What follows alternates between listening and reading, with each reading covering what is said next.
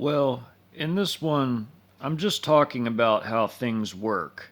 Militarily speaking, this is how things will work.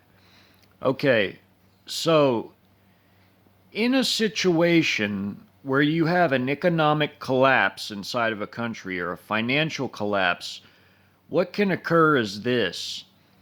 When you don't have people going to work, you lose what? You lose tax money, you lose revenue. Wars cost massive amounts of money. So when you have the Chinese shutting down trade with us, oh no, they're not shutting down production lines. No, no, they're shutting down trades. Anything having to do with international trade, they are purposely shutting it down so that we cannot get either finished products or components for products, which hurts us even more economically speaking.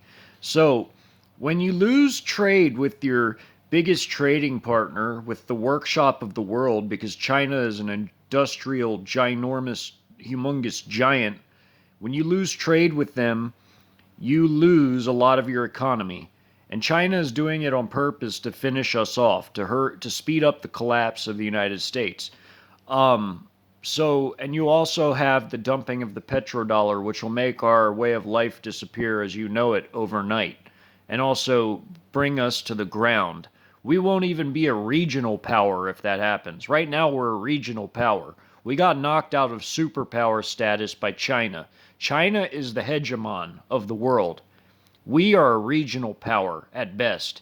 And when they take away the petrodollar, the last vestiges holding it up, and they cease their international trade with us, guess what happens? We turn into a third world shithole nation. I'm sorry to say it that way, but it's just what it is. It is what it is at that point. So when you lack trade, you lack components coming in, especially electronic components used in the military sphere, which that also gives China a backdoor into a lot of our stuff, which people aren't really understanding, but I'm going to make that clear.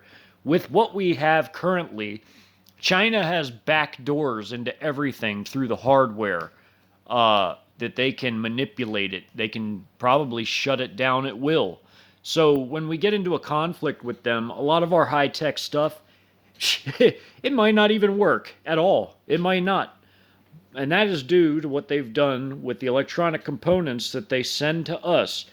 Why would we trust our number one rival, our number one enemy? Why would we trust them with our security, which is what essentially has happened? We've given our food production, a lot of it, away to them. They own a lot of our property. They are the biggest single holder of property in the United States. It's the CCP regime of China. So, when you have that, you have the trade shut off for good. The spigot of goods and products and components coming to America is shut off. So, what you have then is you have a finite, limited amount of military resources that gets sent overseas. Oh, and mind you, while this is going on, our emergency fuel is being sold on the open market, which is emergency fuel for a war situation. It's called the strategic reserve for a reason. It is strategic due to its military applications or even emergency applications, and they are committing high treason by selling it on the open market. And when the time comes, see, armies run on fuel, air forces run on fuel, navies run on fuel, unless it's a nuclear sub or an aircraft carrier, but otherwise they all run on fuel. And when you don't have fuel, you have nothing to run on. You're stranded. You're stuck. So as we deplete our last remains of our fuel supply, our emergency fuel, our strategic reserve, as our food supply is depleted, as our imports are depleted due to China cutting off trade, we are sending money that we don't have, that we can't afford. We are sending it to a certain country, other countries too, but this country is what I'm going to talk about. We send our money and our resources and weapons to this country that cannot be easily replaced. They cannot be easily replaced. We have a finite stock of anti-tank weapons, short-range air defense weapons that are man-portable, the Sting to the Gers, the the Jav to the Lins, the anti-tank weapons, we have a finite stock of that. They are not unlimited, okay? And we're sending all this stuff to a country that is getting obliterated in what amounts to a limited incursion. The Russians sent in a very small force.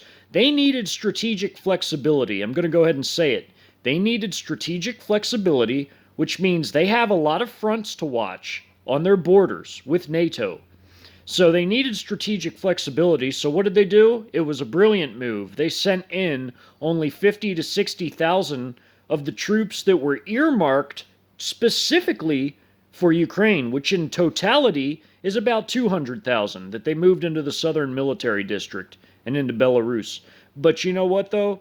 Of that was only sent in 50 or 60,000, which is genius, because with a very small force, they are doing massive amounts of damage to not just Ukraine, but to the West by all the stuff that's being sent there that we can't afford to send there, that we have a limited amount of, is getting destroyed.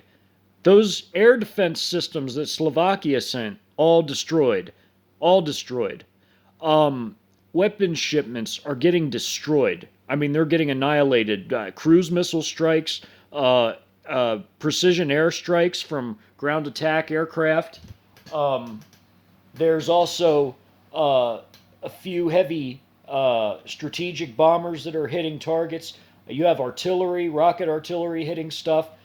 It is getting to the point to where it's escalating, but it's escalating within their rules of engagement and not in the amount of troops that are there. So they're changing their rules of engagement to become more broad at the types of targets that they hit. And that means that they're expanding